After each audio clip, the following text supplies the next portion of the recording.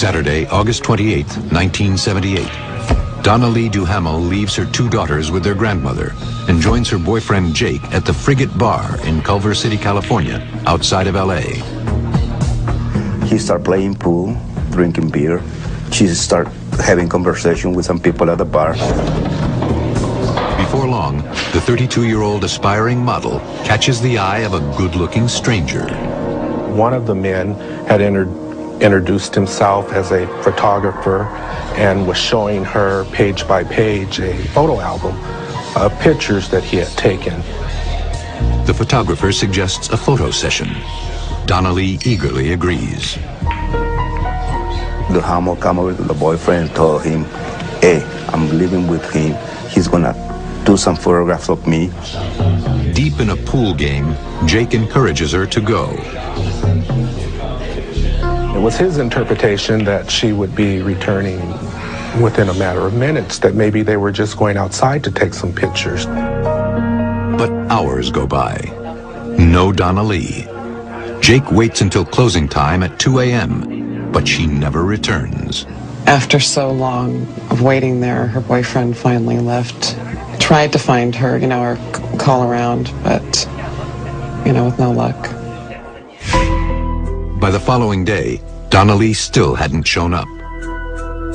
I was about 11 years old, and we would spend the weekends at my grandmother's house, and just one weekend she didn't come back.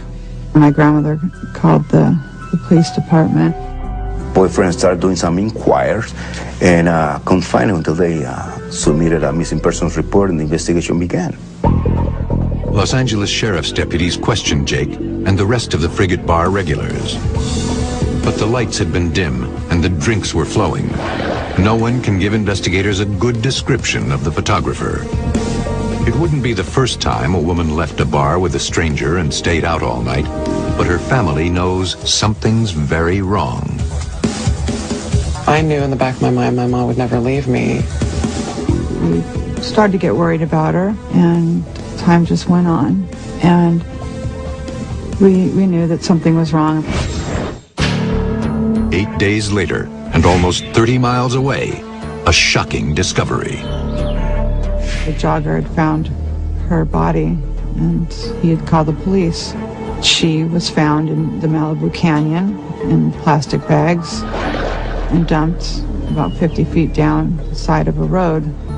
Her head apparently was separated from her body, but they didn't know if that was from, if she was killed, if that was from that, or if it was just from natural causes. She was badly decomposed. She had been mutilated. The cause of death in that case, it was the coroner's opinion that it was most likely due to strangulation. Dental records and fingerprints positively identify that that was the body of Donna. Detectives are desperate to solve this horrible crime. But after months of investigation, they fail to turn up any promising leads. There's a killer out there somewhere, and police can do absolutely nothing to stop him. Los Angeles, 1984. The Summer Olympics are in full swing. On the morning of July 6th, while the rest of the city celebrates, a store owner makes a disturbing discovery. Remains of a female's body was found behind a business in West LA. She had been deposited there sometime overnight. She was wrapped in a blanket and just laid on the asphalt. The victim appears to be in her early 20s. Her nude body has been bound with long leather shoelaces. Her hands were bound in the front of her. There was a ligature, I believe, somewhere on her leg or ankle. She was approximately 120 pounds, and the cause of death was described as strangulation. She had also been mutilated. As I recall, she had had some tattoos removed from her body. There was a tattoo, as I recall, on her abdomen. There was a tattoo on her ankle that had been cut off for whatever purpose. The victim is taken to the LA coroner's office, identified as Jane Doe number 60. There was no missing persons report immediately on file, thus causing her to remain a Jane Doe. There were no other clues at the crime scene at all. It was pretty clear to the police as well as the coroner's office that she had not been killed there, that she had been transported from another scene and dumped. As detectives open their investigation into the murder of Jane Doe number 60, a teenage girl goes missing just 5 miles away. A young girl named Tracy Campbell was living in Culver City, the West LA area, whose family had recently moved from Montana to Los Angeles. With school out for summer, 15-year-old Tracy had the house to herself. We all had to go to work, and when we got home, the bedding was not picked up. The book that Tracy had been reading, she hadn't gotten very far in. And because we're creatures of habit, we knew something wasn't right. She never went anywhere unless somebody knew. So for her just to be gone without a note or somebody knowing where she was going was just very unusual. Her purse was found inside the apartment, and if she had left the apartment, her family believed that she would have normally taken her purse. For hours, the Campbells wait, but Tracy never comes home. The family was hysterical. They called West LA police, and they reported her missing. The first thing police do is question the family. Tracy's cousin, Todd Heydrich, who lives with the Campbells, remembers that Tracy had had a visitor. That photographer came to the apartment and was telling Tracy that there was some job or something that he had for her. He waited until her family had left to go to work, and he went to her apartment, and he talked to her about taking photographs of her. And that was the last time anybody saw her alive. I think every 15-year-old girl would be interested in something like that. California, this is where you make it big as an actor or a model, and so I think certainly I don't think she would have turned it down. Todd tells police he knows the photographer.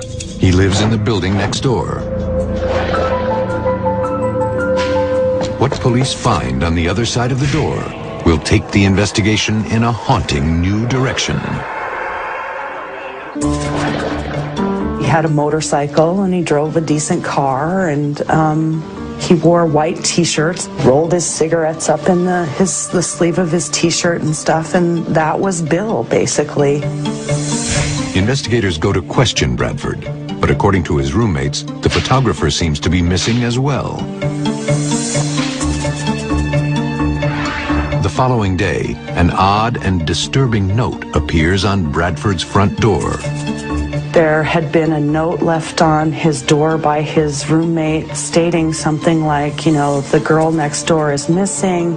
I hope you didn't have anything to do with it. Something along those lines, which was kind of odd.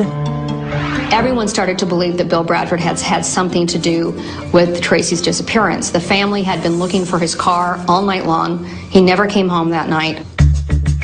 For the next 2 days, the Campbell family nervously awaits Bradford's return, hoping that Tracy could be with him. It was very frustrating at first, just waiting and talking to people. He was like the only person we hadn't been able to ask any questions of. He finally did show up. But he shows up alone. Tanya immediately confronts him. Bill came to the door, and he was like a cat on a hot tin roof. I mean, he wouldn't look any of us in the eye. He was nervous and, you know, basically claiming he knew nothing and that he hadn't seen Tracy at all. Well, that's pretty much when we knew that something was wrong, that he knew something and he wasn't sharing it. Investigators press Bradford for more information on Tracy's whereabouts. That's when he made the statement that she had gone to get cigarettes and he dropped her off at a liquor store, and that's the last he's seen of her. He's a liar. I mean, when he came to the door, why didn't he tell us that? He told us he hadn't seen her, didn't know where she was. Tracy would have taken her purse. That's where her money was. I mean, she was a girl who would carry a purse. Furthermore, the cigarette story doesn't make sense. There was a pack left there for her that morning when everybody had left for work, so she really had no reason to go to the store for more. Suspicious of Bradford's story, detectives decide to run a background check on the photographer. What they find horrifies everyone. Bradford was arrested on a rape of a young lady by the name of Julianne Peters, which occurred around that same time. Julianne Peters was kind of a homeless girl living in his car. They stayed together for a few months. She finally decided to leave him, and one day she convinced her to go with him to the Lancaster area, where he brutally raped and tortured Mrs. Peters. The rape of this woman who had been his girlfriend was as brutal as any rape I've heard. He made her drink poison, he beat her. I mean, he's just a vile, awful, worthless individual. He was charged and bail was set. He was currently on bail when the Tracy Campbell case occurred. Suspicions are mounting, but investigators don't have any hard evidence tying the photographer to the missing teenager. The police got a search warrant and they searched Bill Bradford's apartment and they searched his storage locker and they searched his car. They don't find a single link to Tracy Campbell's disappearance, but they do uncover a stash of photographs that only adds to their sense of urgency. Among the modeling shots, a familiar face. It's Donnalee Duhamel, the murder victim found in Malibu 6 years earlier. The detectives did give my grandmother a call and wanted her to go down to the police station to identify some pictures. They did say that they had found her picture at this man, Bill Bradford's house. 2 of the pictures were of my mother, but I did not recognize him, nor did I ever hear of his name before. Could Bill Bradford have been the mysterious photographer who was with Donnalee the night she disappeared? Investigators suspect he's the same man, but they don't have a single shred of evidence linking him to Donnalee's murder. And meanwhile, no one is any closer to finding Tracy Campbell. As they continue searching Bradford's portfolio, Detective John Rockwood makes a haunting discovery. What appears to be a picture of another murder victim. They were going through Bill Bradford's extensive photo collection looking at women. And John Rockwood saw a photograph of a young woman, tall, with long dark hair, standing in front of a rock formation, modeling. He noticed in the photograph that she had a tattoo over her ankle. So John Rockwood looked at this girl. He remembered that the body had skin excised over the ankle. And he went to Bradford and he said, "Who's the girl in this picture?"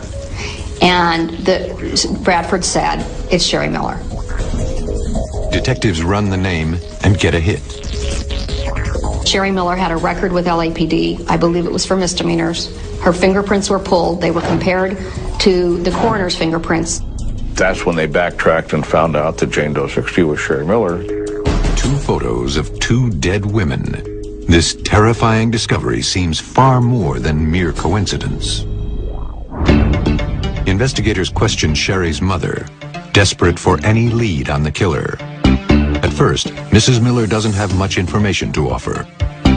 It wasn't unusual for her mother not to hear from her for a long period of time.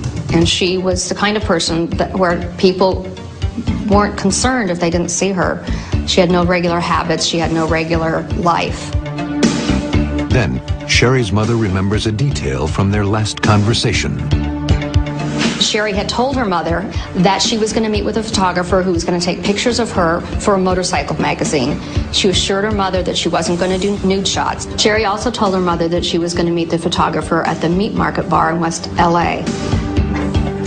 Investigators head to the bar and question the barmaid who knew Sherry well. Sherry really wanted to be a model. She was really sweet and really soft-spoken, just a really pretty girl. And everybody seemed to really like her in the bar. Skylie O'Hare was able to establish that Bill Bradford had been at the bar on a certain date and that he'd taken photographs. He said Bill, the photographer, was going to take some pictures of her. Just as in the Donnalee Duhamel case, the last anyone saw of Sherry Miller, she was walking out of a bar for a photo shoot. Investigators take Bradford in for questioning, but the photographer doesn't flinch. And all police can prove is that he took pictures of two girls who ended up dead. With no new evidence, they are forced to release him. There's a statutory time limit. You have to file charges within a certain amount of time or release somebody. There was not time to analyze what they had as far as evidence. So everything leads to Bradford, but it's not conclusive and it's not enough to convict. A very dangerous man is back on the street. 2 murders are unsolved, and Tracy Campbell has been missing for 5 days. But then, a field trip to the desert changes everything.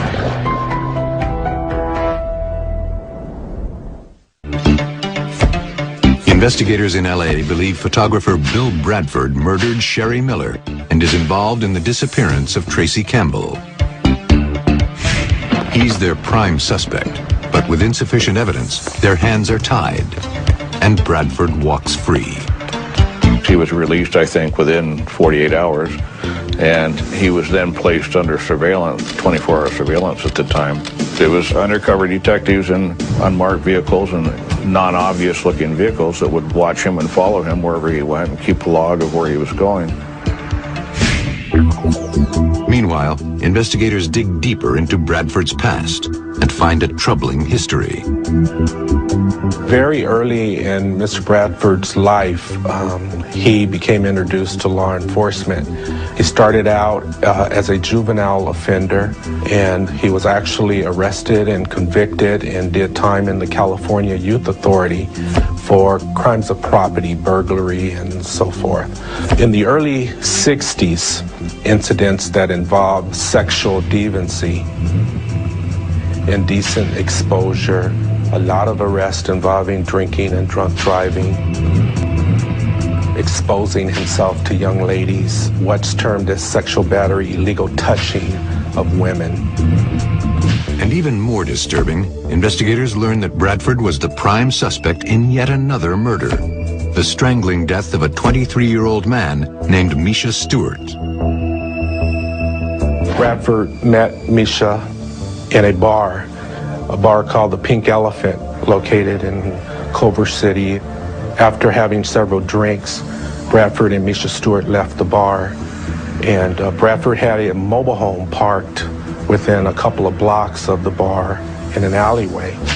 The next morning, Misha Stewart's nude body was found in the entrance to this alleyway where Bradford's mobile home had been parked.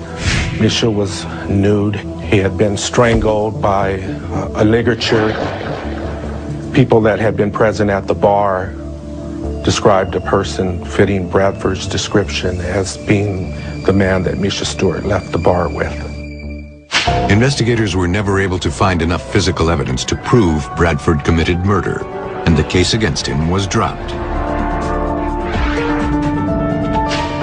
Now, detectives fear this predator will claim more lives unless they can find some way to stop him.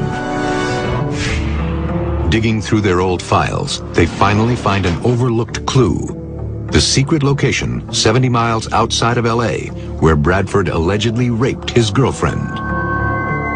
The rape had occurred in a place in Lancaster that was off the road. It was like a bowl. It was a flat area of sand and scrub with a big hill behind it and a rock formation. And they had the picture of Sherry Miller, and there was a rock formation behind it. She was standing on some rocks, some pretty distinctive looking rocks, and it appeared to be in the desert area.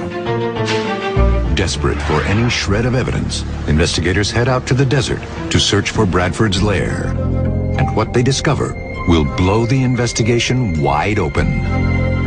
With hundreds of square miles to cover, police solicit the help of an old camping buddy of Bradford's named Nick Kloss. I originally brought Bill out here. He got a motorhome. I had a motorhome, had a bunch of friends, a couple of girls and a couple of guys team. It's called the Antelope Valley, just straight out into the desert, and then off of a small side road. We're about a half a mile directly into the desert. It's like a box canyon, small bowl area here that once you've driven up into it and parked your vehicle or a motorhome or whatever, you couldn't be seen from anywhere, from any road, and you're miles and miles and miles from any residence or civilization. Sergeant Adams asks Kloss for help in finding Bradford's regular camping spot. They said, would you take us out in the desert where you were with Bill? And I said, sure. He essentially gave us a general locale of where they encamped. We then took sheriff's mounted posse and reserves and took LAPD. We had a command post, and I believe we had a helicopter. It was pretty much an all-day operation out here at that time. Even with a giant posse and the help of Nick Kloss, the search for the rock is still a daunting task. Nick brought us to this location, and we gave the mounted reserve posse photographs of Sherry Miller standing in front of the rock and told them we were trying to identify that particular formation and that location. After a long day of searching, investigators finally get a shout from Kloss. I just happened to know where the place was. And if he'd have done it a couple 100 yards up here, I wouldn't have thought of it. It was a real distinctive looking rock with a crack in it. We found the rock. Investigators are thrilled with their discovery, but horrified by what they find next.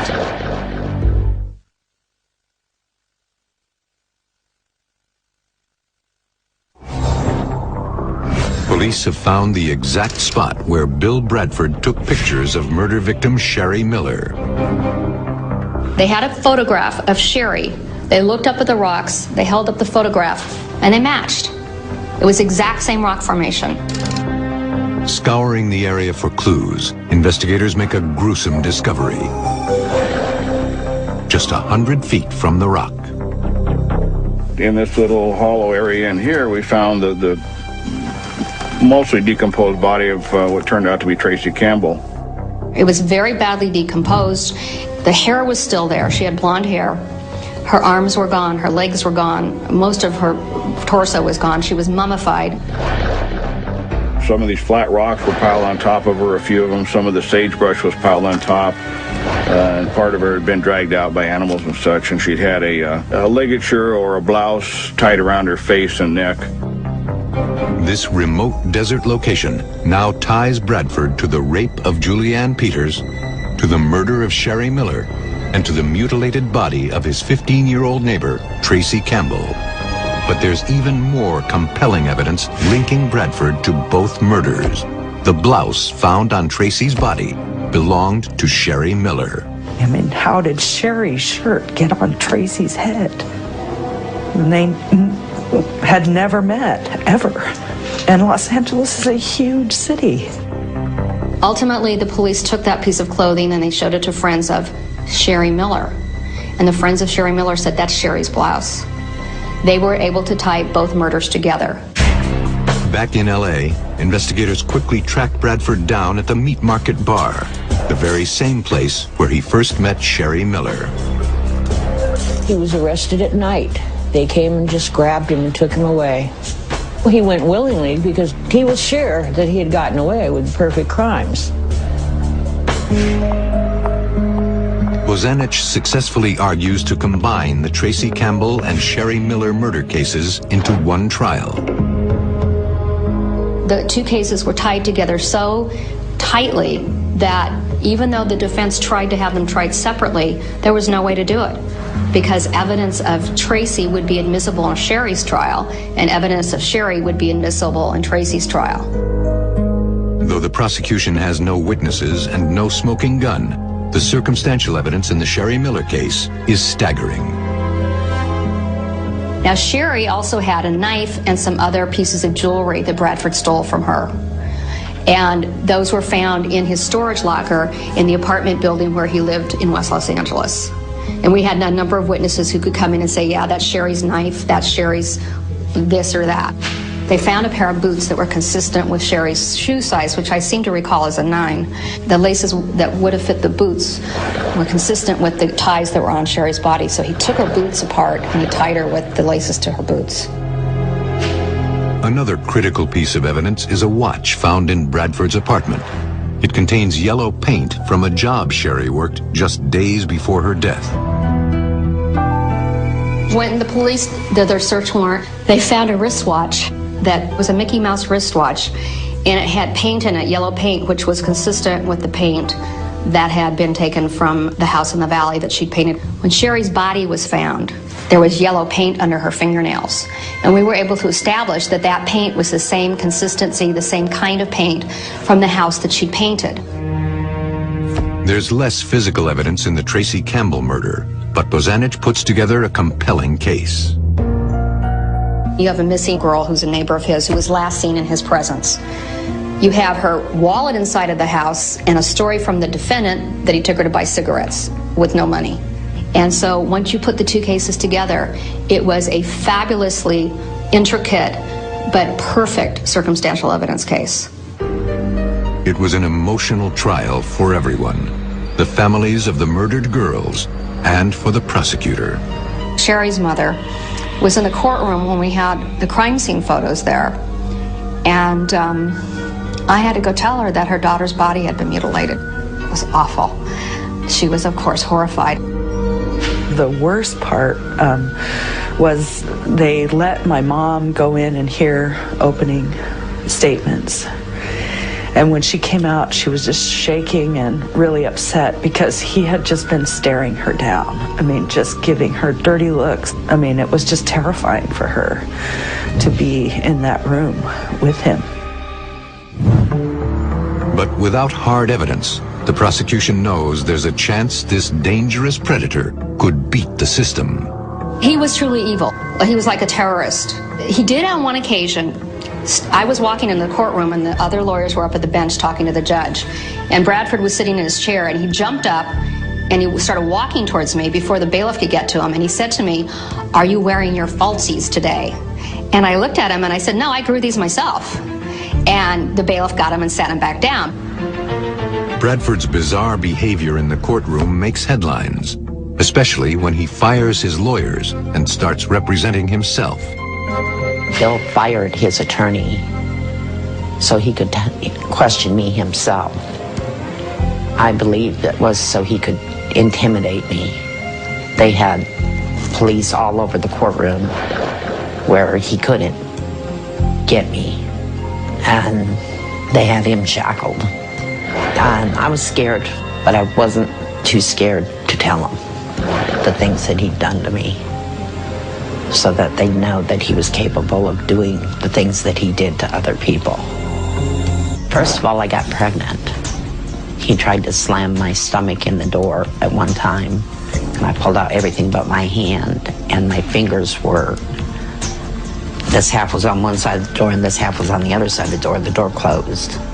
I had to have my fingers sewed back on, and that was meant for my stomach. Bradford ruthlessly cross-examines his ex-wife. When he questioned me, it was very scary. And he'd ask me questions that would make me have to say some of the things that I did, like posing for the pictures or things like that, things to degrade me. The case goes to the jury, but it isn't an easy deliberation. 21 days pass without a decision. The jury came back after 3 weeks of deliberation. And I remember sitting in court, and even though I was confident, my heart was pounding so hard the blood was flowing through my ears, I couldn't hear. Finally, the jury comes back with a verdict.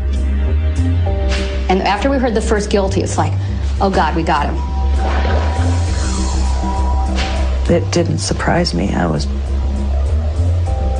think at that point, pretty sure he was a serial killer. The trial now moves into the penalty phase. In the penalty phase, the trial's all about him.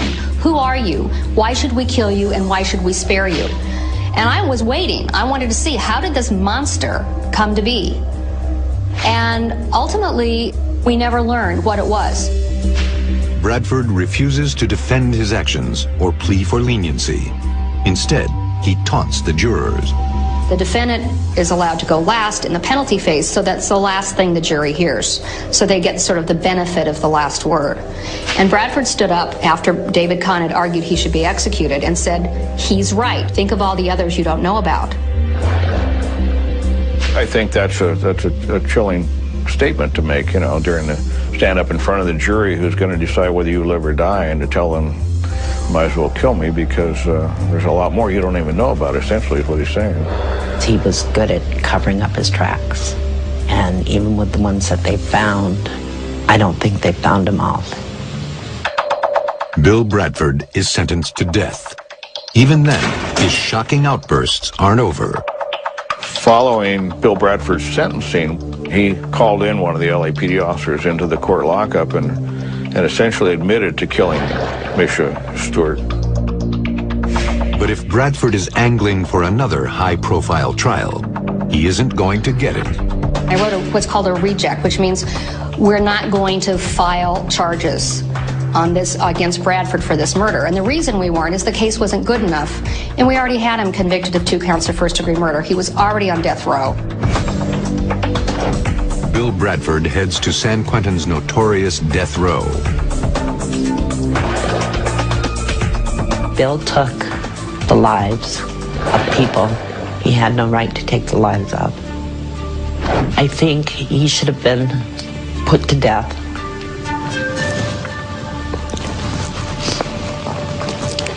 Right then and there.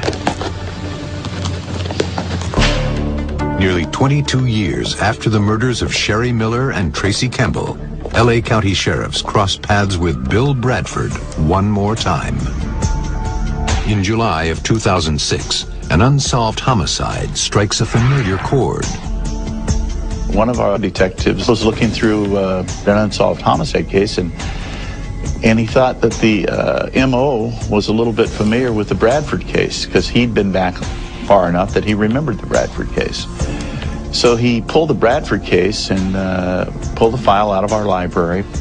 And what I found was that there were an awful lot of photographs of women in various stages of dress and undress sexual activity.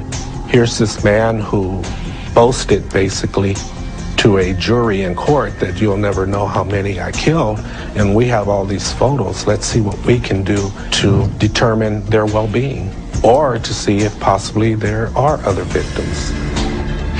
Could Bill Bradford have claimed more victims?